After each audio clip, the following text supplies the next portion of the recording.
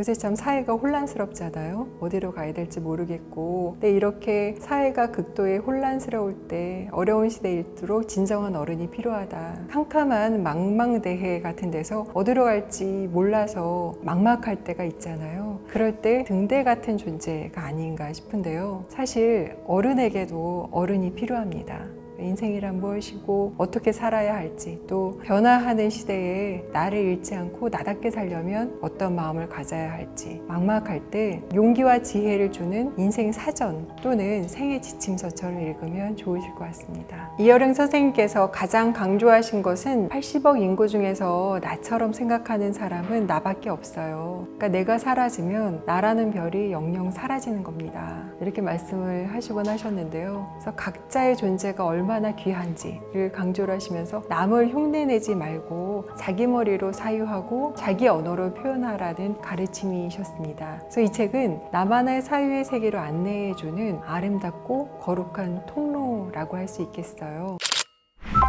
안녕하세요. 저는 이여령의 말 편집위원을 맡은 김민희입니다. 반갑습니다.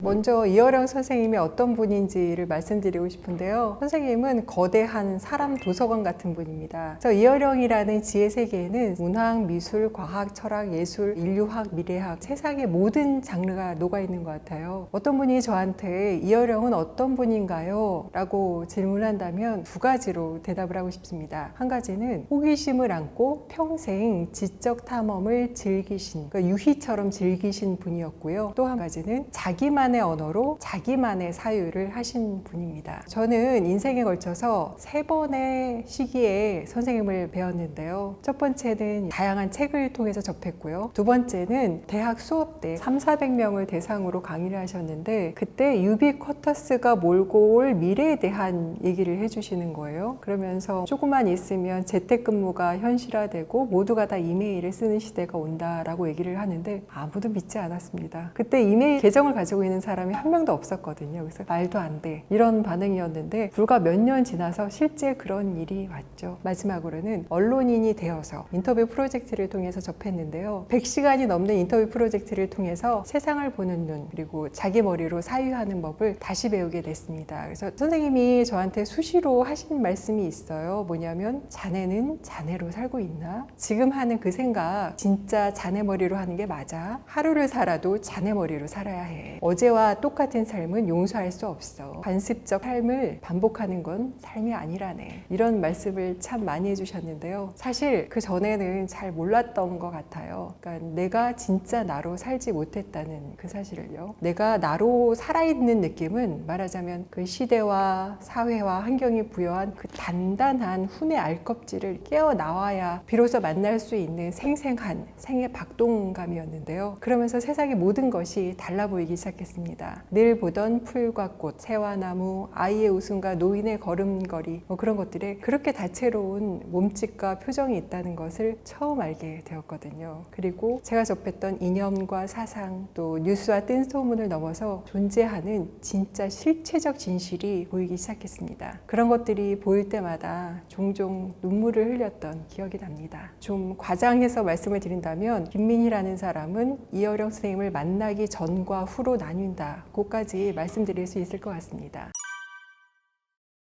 이여령 선생님은 제일 많이 불리는 수식어가 시대의 지성이시고요. 또 대한민국의 드문 르네상스형 지식인이시기도 합니다. 어떤 분은 이여령 선생님을 일컬어서 한국의 3대 천재라고 불리시는데요. 분야가 굉장히 다양합니다. 교육자이자 문화평론가였었고요. 문명비평가이자 문화기획자, 그리고 언론인이기도 하셨는데요. 천재문학가 이상 아시죠? 이상을 발굴하셨고요. 기호학의 토대를 마련하셨습니다. 여러분들이 많이 아시는 디지로그, 디지털은 아날로그와 만나야 비로소 빛을 발한다. 디지로그를 창설하셨죠. 또 축소지향의 문명인, 많이들 아실 텐데요. 일본인은 축소지향을 해야지만 비로소 일본인의 진가가 빛난다 라는 문명론인데 이게 일본 사회에 상당한 지적 충격을 안겼습니다. 일본 교과서에도 많이 실렸고 일본뿐만 아니라 러시아, 영문, 중국어판으로도 번역이 된 책이죠. 그리고 선생님은 행정가이자 문화기획자로서도 대한민국에 상당한 족적을 남기셨습니다. 우리나라는 88 올림픽 올림픽 전후로 참 많은 것이 바뀌었잖아요. 88 올림픽 때 선생님이 올림픽 개폐회식 총괄 기획위원을 맡으셔서 굴렁쇠 소년을 기획하기도 하셨는데요. 그걸 보시던 분들이 이렇게 가슴에 조용히 손을 얹고 억제를 하지 못해가지고 눈물을 흘리던 분도 있고 이랬는데요. 한 분은 운동장 위의 일행시라고도 표현을 했습니다. 그래서 이거는 후대에 아테네 올림픽을 기획하신 예술가 드미트리스 파파이오아노에게 영감을 줘서 에게해를 배경으로 한 종이배 소년이 처음에 개회식 때 시작을 하거든요. 그게 바로 우리의 굴렁쇠 소년에서 영감을 받아서 기획한 것이라고 합니다. 그것 외에 가장 괄목할 것 중에 하나는 한국예술종합학교 설치령을 만드신 거예요. 선생님이 초대 문화부 장관을 지내신 마지막 국무회의 5분 동안 있었던 기적의 시간인데요. 이 설치령을 아주 극적으로 통과를 시키셨습니다. 이때 이 설치령이 통과가 안 됐다면 지금의 토종 영재의 산실인 한예종은 아마 존재하지 못하지 않았을까 싶고요. 그리고 지금 현재 K컬처가 전 세계에 많은 영향을 끼치고 있잖아요. 그 K컬처의 기반이 된 한예종이 그 뿌리가 이어령 선생님 역할이 있지 않을까 싶습니다. 그리고 무엇보다 가장 중요한 것 중에 하나는 우리의 문화와 우리말을 아주 극진히 사랑하신 분이었습니다. 선생님이 자주 말씀하신 말씀 중에 하나가 오래된 정원에서 새로운 꽃이 핀다 라고 말씀하셨는데요. 한국 고유의 문화를 창조적 사유의 뿌리로 삼으신 분이었습니다. 발명가로서의 면모도 상당하셨어요. 그래서 페스탈로치 프로젝트라고 버튼 몇 개만 누르면은 반응이 실시간으로 기록되는 그런 것도 대기업하고 같이 협업을 해서 진행을 하려고 하시기도 했는데, 문제가 선생님의 앞서가는 창조력을 따라오기에는 우리나라가 그 정도로 성숙하지 않았던 것 같습니다. 무언가를 앞서서 뚫고 나가는 그 괴짜가 돌파를 하려면 그 괴짜의 마음을 이해해주는 사회적 시스템이 있어야 되는데, 우리나라는 그런 걸 서포트해줄 만한 사회적 공감대가 없었던 것 같아요. 그래서 선생님께서 저한테 인터뷰 프로젝트를 맡기신 것도 있어요. 맡기시면서 이런 말씀을 하셨습니다. 우리 사회가 진정한 창조적 사회로 나아가려면 창조적 개인을 알아보는 눈 밝은 사람들이 많아져야 된다. 잘난 사람들이 아니라 그 빛나는 사람들을 알아봐주는 사람들이 많아져야 된다. 그래서 우리나라에는 인터뷰라는 장르가 번성했으면 좋겠고 자네가 그런 역할을 해다오 라는 말씀을 유언처럼 하게 되셨습니다. 그래서 인터뷰라는 것은 내가 내 스스로 빛나는 존재가 아니라 타인을 빛나게 하기 위해서 반사판을 비춰주는 존재구나 라는 것을 선생님의 교훈을 통해서 배우게 됐고요. 그 이후로 저는 눈을 크게 뜨고 어딘가에 묻혀있는 빛나는 개인들이 있을지 몰라 라는 마음으로 두 눈을 크게 뜨고 있습니다. 마치 이어령 선생님이 또 다른 눈을 주신 것 같은 기분으로요. 이 책은 선생님이 남기신 마지막 선물이자 보물 같은 책이 아닐까 싶은데요. 이 책 기획을 시작하면서 꿈을 하나 꿨어요. 방이 굉장히 많은 한옥집이 배경이었는데요. 그 안에 사다리도 있고 미로처럼 얽힌 방이었는데 선생님이 거기에 보물을 숨겨두셨다고 하더라고요. 그래서 제가 평소 꿈을 잘 안 꾸는 스타일인데 두고두고 후대에 남을 보물이라고 저도 모르게 무의식적으로 생각을 한 것 같습니다. 예전부터 출판사들에서 이어령 어록집을 내고 싶다는 요청이 계속 있었는데 아직 때가 안 된 것 같다 이렇게 말씀을 하셨는데, 암 판정을 받고 나셔서는 시간이 얼마 없으셨다는 거를 직감하셨던 것 같아요. 그래서 나 아니면 할 수 없는 말, 이어령 고유의 사고로만 남긴 말들을 묶어서 사전 형태로 내주면 좋겠다. 근데 반드시 사전이 들어가지 않아도 되고 가나다 손으로 하지 않아도 된다. 나 아니면 할 수 없는 말들을 모아서 사람들한테 지적 자극을 줄 수 있는 말을 만들어 달라. 근데 그게 어떻게 보면 개념어 사전이라고 할 수 있겠죠. 그러니까 사랑이라고 한다면 국어 사전에 나온 직역하는 사랑의 언어가 아니고요. 선생님이 생각하는 사랑의 속성을 이어령이 평생 해온 사랑과 관련된 수많은 사유들, 사랑에 대한 문명을 탐험하셔서 그 넓은 사랑의 우주로 버무려낸 이어령만의 사랑의 정의를 재정의하신 게 책마다 곳곳에 숨겨져 있거든요. 사실 그거를 보물찾기 하듯 캐내서 선생님이 정의하신 사랑이 이 책의 곳곳에 담겨 있습니다. 그런 식으로 사랑뿐만 아니라 뭐 눈물도 그렇고요, 성공, 뭐 어머니, 벌, 체면 굉장히 많습니다. 아마 여러분들도 읽다 보면은 이름이라는 단어에서 이런 면모를 본다고 깜짝 놀라실 거예요. 우리는 이름하면 이름하는 플랫한 국어사전적 의미만 생각하잖아요. 근데 선생님은 이름이라는 단어가 품고 있는 수많은 은유를 입체적으로 사고를 하시는 거예요. 그러니까 평범한 사람들이 이름을 이면 또는 사면으로 볼 때 선생님은 이 이름을 가지고 거의 4차원, 5차원, 더는 막 7차원, 8차원으로 보시면서 탐구를 하시는 분이셨었거든요. 그러니까 내가 평소에 알고 있는 이 단어가 이렇게 다양한 확장적인 의미를 품고 있구나를 새롭게 발견하실 거고요. 또 한국어가 이렇게 아름답고 다채로운 몸짓을 가진 언어구나를 새롭게 발견하실 수 있을 겁니다.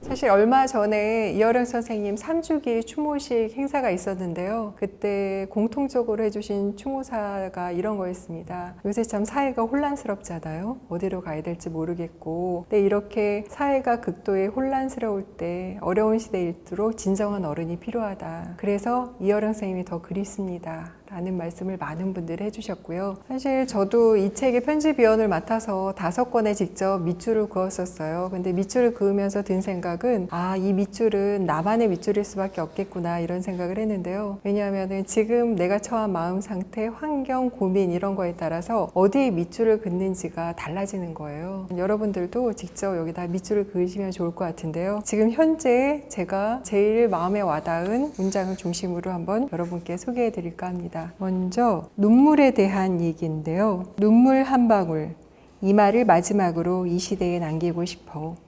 모든 것이 다 오염되고 고갈되어도 우리에게는 최종의 물이 남아있다. 눈물이라는 자원이다. 어머니의 눈물, 영하 50도의 황제 펭귄 같은 아버지의 눈물, 누군가가 날 위해 흘린 사랑과 우애의 눈물이다. 그런 물을 받는 물독대가 우리의 마음속에 있다. 선생님과의 인터뷰 프로젝트를 한 2년 넘게 하면서 100시간 넘게 선생님을 만났다고 말씀드렸었잖아요. 근데 그 프로젝트가 끝난 다음에도 선생님이 종종 전화를 주셨었어요. 그러면서 코로나 때 해주신 말씀인데요. 정말 하고 싶은 말이 있어 이러더니 눈물 한 방울이라는 말을 이 시대에 꼭 남기고 싶어 이런 말씀을 하셨습니다. 그래서 눈물 한 방울의 의미는 거대한 은유인데요. 결국은 마지막에 선생님이 남기시고 싶었던 가치는 사랑과 공감의 가치가 아닐까 싶습니다. 그때 또 이런 말씀을 하셨어요. 우리는 마법에 걸려 개구리가 변신한 동화 속 왕자와 같다. 누군가 자신을 위해서 한 방울의 눈물을 흘려줄 것을 기다리면서 평생 살고 있는 것이 아닌가라는 말씀을요. 그러니까 진정 누군가를 위한 마음. 그러니까 여기서 중요한 건 진정과 진심 같아요. 그래서 눈물 한 방울은 평생 잠든 개구리의 요술을 풀어줄 수 있는 진정한 마술 같은 것이죠. 그래서 지금 여러 가지로 시대가 뒤숭숭한데 공감과 사랑이라는 가치를 이 책을 통해서 다시 한번 읽었으면 좋겠다는 생각이 이 문장을 읽었고요. 그 다음에 밑줄. 이 책이 이어령의 말이라는 제목으로 나왔지만 수많은 제목의 후보들이 있었습니다. 그 중에서 아주 유력했던 제목 후보는 이어령의 밑줄이었어요. 근데 선생님이 마침 밑줄에 대한 말씀을 남겨주셨습니다. 누구나 독서를 하지만 나는 요령이 있다. 어디에 밑줄을 쳐야 하는가를 안다. 그러다 보니 관계없는 책들을 읽어도 엮을 줄 안다. 말로 읽어도 되로밖에 못 내놓는 사람이 있지만 되로 읽고 말로 내놓을 수 있는 사람도 있다.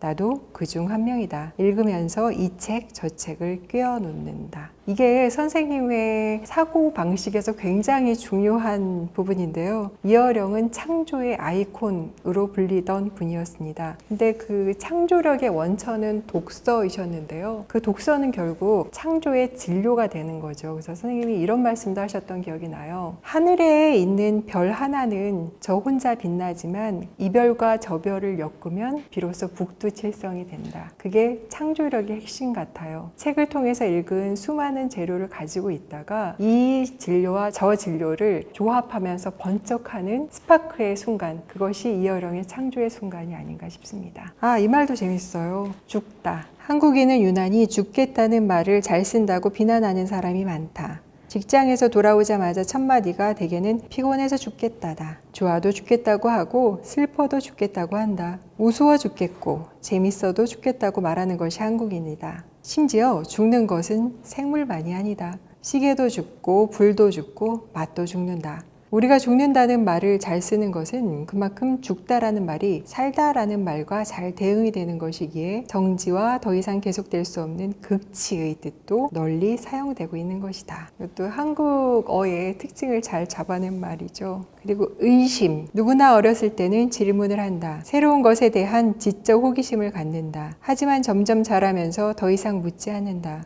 더 이상 신기한 것이 없고 어제 뜬 태양이 오늘도 뜬다는 사실을 당연시하고 그것을 의심하는 사람을 바보로 생각한다. 하지만 기억하라. 의심 많은 바보가 세상을 바꾼다는 사실을. 선생님은 지적 호기심이 굉장히 많으신 분이었는데요. 그러면서 어린아이의 눈으로 생각하고 바라볼 것을 강조하셨습니다. 그 문장이 강조된 것 같고요. 제가 제일 좋아하는 말입니다. 물음 느낌표. 내 인생은 물음표와 느낌표 사이를 시계추처럼 오고 가는 삶이었어. 누가 나더러 유식하다, 박식하다고 할 때마다 거부감이 들지. 나는 궁금한 게 많았을 뿐이거든. 모든 사람이 당연하게 여겨도 나 스스로 납득이 안 되면 아무리 사소한 것이라도 그냥 넘어가지 않았어. 물음표와 느낌표 사이를 오가는 것이 내 인생이고 그 사이에 하루하루의 삶이 있었지. 어제와 똑같은 삶은 용서할 수 없어. 그건 산 게 아니야. 관습적 삶을 반복하면 산 게 아니지. 내가 만약 유럽에서 태어났고 누군가 내게 우리 가문의 문장을 만들라고 한다면 물음 느낌표로 정했을 거야. 왜? 어떻게? 하는 물음표가 있어야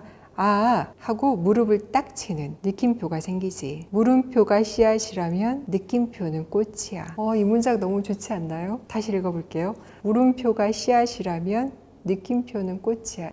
그리고 이 말도 너무 좋아요. 우리인데요. 우리라는 우리에 갇히면 새로운 것을 창조할 수 없어요. 앞에 우리는 우리이고요. 뒤에 우리는 케이지, 세장입니다. 우리라는 이 틀 안에 갇히면 새로운 것을 창조할 수 없다는 선생님의 교훈인데요. 이거는 선생님의 창조력의 핵심 중 하나이기도 합니다. 선생님은 늘 새로운 생각이 꼽히려면 늘 외계, 다른 세상의 뇌를 만나야 한다고 강조를 하셨어요. 그걸 에일리언 인텔리전스라고 했었는데요. 같은 동질성에 갇히지 말고 다양성을 접해라는 메시지였습니다. 모험. 난 별로 여행을 좋아하지 않지만 낯선 곳에 가면 괜히 슬픔이 밀려와요. 고개 한번 돌리면, 언덕 하나 넘으면 내 평생 보지 못했던 어떤 거리, 어떤 사람들이 있을 텐데 그걸 다 보지 못하고 지나쳐 가는구나. 그런 아쉬움이 나를 끊임없이 방황하고 지치게 해요. 집이 책으로 넘치는데도 지금도 계속 책을 사요. 그걸 다 읽을 수 있는 것이 아니련만 책장 하나를 넘기면 만나게 될 새로운 세상, 그걸 놓쳐버리는 게 너무 아쉬워서. 하나만 더 할게요. 심해입니다. 바다의 파도가 바다일까? 아니면 심해 밑바닥이 바다일까? 사람들은 바다 표면에서 그때그때 있는 파도를 바다라고 생각하지. 하지만 진짜 바다는 우리 눈에 보이지 않는 바다의 밑에 있어요. 침묵하고 어둡고 스스로 빛을 발하지 않고선 짝을 찾지도 못하는 심해어들이 사는 그 해저에 진짜 바다가 존재하는 것이지. 이 말씀을 해주실 때가 생각이 나는데요. 선생님이 이제 정치에 대한 이야기를 하시면서 겉을 보지 말고 그 현상의 본질을 바라봐라 라는 메시지를 전해주셨는데요. 이게 선생님 항상 그 현상 이면에 변하지 않는 실체적 사고를 하셨습니다. 그래서 메타언어적 사고, 이데아적 사고를 항상 하셨던 것 같아요. 이거 외에도 처음부터 끝까지 다 낭독을 해도 될 것 같은데 여기까지는 저의 밑줄이었는데요. 여러분들은 어떤 밑줄을 그으실지 모르겠습니다. 각자가 처한 상황 그리고 마음가짐에 따라서 어디에 밑줄을 그을지 모르겠는데요. 이 책을 읽으시면서 여러분만의 어로, 여러분만의 인생 담론, 여러분만의 밑줄을 찾으시면 좋겠습니다.